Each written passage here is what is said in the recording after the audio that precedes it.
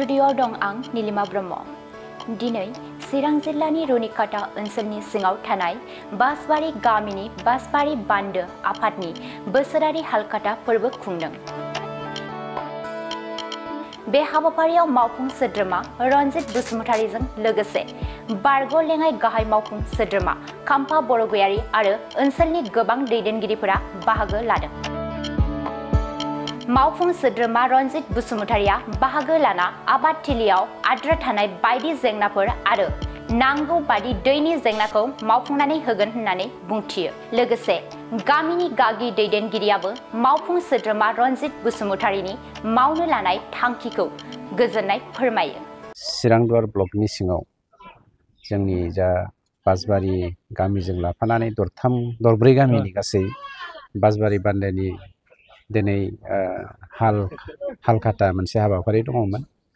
हालखाथानि गुबै ओंथियानो जादों जोङो दैज्लांनि जोंनि जा आबाद बे आबादखौ मावनायनि सिगां रायजो राजाफ्रा ज' जानानै हाबाफारि लानाय थांखि लालायनायनि सावरायलायनायनि मोनसे हाबाफारि।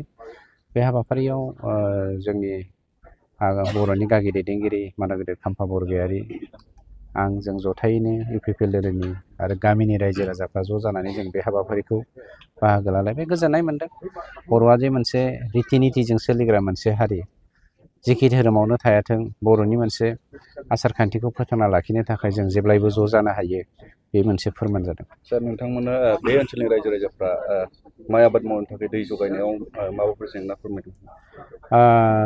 ओरैनो जेंनाया जथेस्थ' जादों। मानोना जोंनियावहाय हाजोनिफ्राय दैया डाइरेक्ट सरग्लायबोयो हिसाबै जोंनि बान्दोफोरखौ सम सम नस्थ' खालामो। बेफोरनि थाखाय जों जेब्लायबो थियारि जाबाय थायो। गतिके गोबां बान्दोखौनो जोङो बोसोरफ्रोमबो फोसाबनांबाय थायो। देग्लाय जोंनि सरकारा थांनाय बोसोरनिफ्राय ओरैनो 100 कोटि थाखानि जा स्किम लानानै बान्दो बानायदों। बे बान्दोआ जोंनि 14 नं चिरांदुवाराव मोनबा दङ। गतिके सरकारनिफ्राय जेसेबां हादों बेफोर खामानिखौ मावगासिनो दङ। दा गुबै खोन्थाया जादों सरकारनियाव सोनारजोबनो हाया जों। गतिके रायजो राजाफ्राबो ज' जानानै किसुमान खामानिखौ फिसा फिसौखौ मावनांगोन। अब्लाबो जोंनि सरकारा जेब्लायबो रायजोजोंनो दं। हाबाफारियाव नोंथांमोनजों लोगोसे बिटिआरनि रनजित बसुमतारी, बारग' डिप्युटि चिफ खाम्फा बरगयारी बिथांमोना नोंथांमोननि सावराय जथुम्मायाव खौसेयै बाहागो लादों। मा बुङो? जोबोद मोजां जादों। जोंनि बासबारि बान्दो कमिटिया आगोलनिफ्रायनो मोजां मानसिफोरखौ लाबोनानै किसु सुबुरुन लानो थाखाय जोङो दिनैहाय खालामफेराब्लाबो देग्लाय जोङो हालखाथानि नामै फोरबो खुंनानै गिदिर मानसिफोरखौ लिंहरनो जाथोंसै होननानै बे फोरबोखौ खुंनाय जादों। उद्देश्यआ मा बिथांमोनखौ लिंहरनाय? बिथांमोनखौ लिंहरनाय खार'ना बेनो जाहैबाय जे जोङो सरकारनिफ्राय किसु सहाय मोननो हायो खोमा होननानै जोङो लिंहरनाय जादों। आरो बे हिसाबै जोंहा EM सारा खोथा होलांबाय। दा बेखौनो जोङो हास्थायदोंमोन आरो बे जाफुंबाय। आगोलाव माबायदि जेंनाजों भुगिनांदों? आगोलावथ' बहुद जेंना। फाफ्लियाव सांग्राजों फाफ्लियाव बाननानै जों थेनाङोमोन। गिदिर गिदिर बायफ्लंजोबोमोन। आं दहाय एसे आगोलाव बुंदोंमोन जे बेजों मानसि गलांलायनानै गोजावलांलायलायनाय जादोंमोन, थैलायनायनि जादोंमोन। दा एसे आगोलाव जोंहा जितेन बरगयारी होननाया बेनि दिनाव जों स्लुइस गेटखौ मोन्दों। बै स्लुइस गेटखौ मोननायनि उननिफ्रायनो जोङो दा बे दरब्रै गामिया मोजाङैनो रायजो जानो हादों। दैयाबो मोनबाय थादों। दा बेखायनो आरोबाव जाहाथे जोङो किसु मोनबावनो हायो खोमा साननानै दिनैनि बे फोरबोखौ बिथांमोनखौ लिंहरदों। गासै बेसेबां आबादारिफ्रा माइ गायो नोंथांमोन? बाहाय ओरैनो खम, दा 250 बिगा दं आरोखि। दा गायग्राफ्रा बेहाय 53 घर दं आरोखि। बबे दैखौ लाखिनो? बासबारि जाम्फैनि।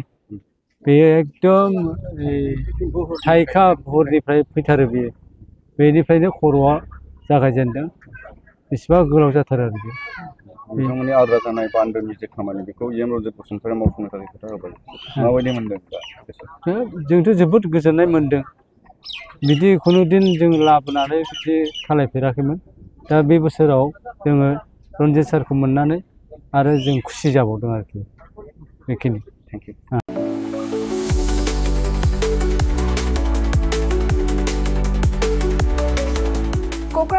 CIT आव मुं थिसननो गोसो जानाय फरायसाफोरनि थाखाय मोनसे गोजोनथाव रादाब। सेन्ट्रेल इन्स्टिट्युट अफ टेक्न'लजि क'क्राझारआ 2025-2026 सोलोंथाइ बोसोरनि थाखाय मुं थिसननायनि एन्ट्रेन्स एग्जाम खुंनो थांगासिनो दङ। Diploma, BTech, MTech, bachelor and master of design आरो PhD नि थाखाय एन्ट्रेन्स एग्जाम खुंनाय जागोन।